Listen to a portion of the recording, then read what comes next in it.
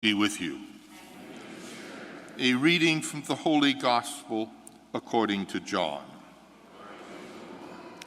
Jesus said to his disciples, "I am the true vine, and my Father the vine grower.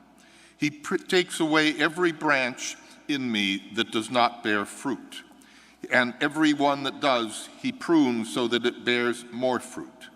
You are already pruned because of the word I spoke to you. Remain in me as I remain in you. Just as a branch cannot bear fruit on its own, neither unless it remains on the vine, so neither can you unless you remain in me. I am the vine, you are the branches.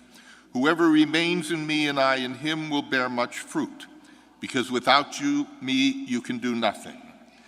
Anyone who does not remain in me will be thrown out like branch and wither. People will gather them and throw them into a fire, and they will be burned. If you remain in me and my words remain in you, ask for whatever you want, and it will be done for you.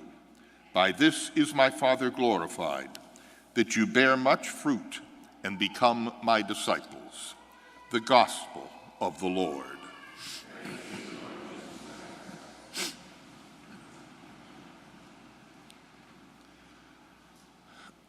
A couple of years ago, a group of us did a Viking river cruise from Paris down through Burgundy and Provence. And it was intended to be sort of an educational trip on winemaking and wine tasting. I love a glass of wine, but I'm not a connoisseur, and I found the trip very educational and enlightening. For example, we went to the vineyard where the grapes are grown for the famous French wine Châteauneuf-du-Pape, to discover that the roots of the vines do not go into the earth.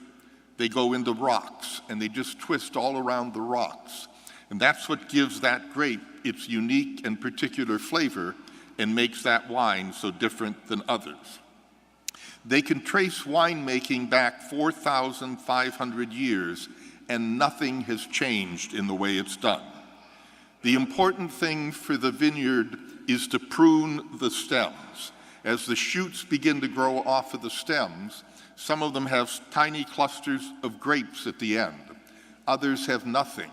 And they want to prune off the ones that have nothing so that all the energy will go into the ones that have fruit.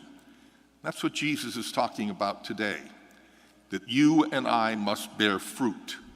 It is not enough to say, "I believe." It is not enough to say, "I pray." Jesus says we have to bear fruit. It's what Pope Francis was referring to in that recent letter on holiness, when he said we tend to think of holiness as people who spend long periods of time in prayer. And he wrote that is not the case. He said, "I find holiness in parents who raise their children with immense love.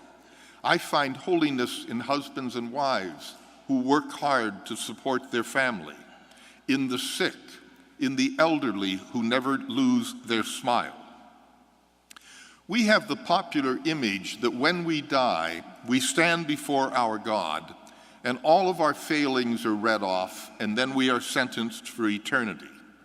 That may well be what happens, but that's not our Catholic doctrine.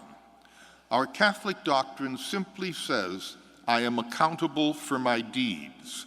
And that image of judgment was fleshed out by popular preachers in the 3rd and 4th century. They were preaching to illiterate audiences, and they tried to paint pictures for them. That's how stained glass windows came into existence, to teach people the scriptures. And so if that image is allowable, could there not possibly be another one? And that is that we are simply asked one question: did you make a difference? I gave you life. I gave you unique talents and opportunities. I gave you people who support you and loved you. And now is the world any better off because you walked through it? How would you answer the question? Are you making a difference? Are you bearing fruit? Amen.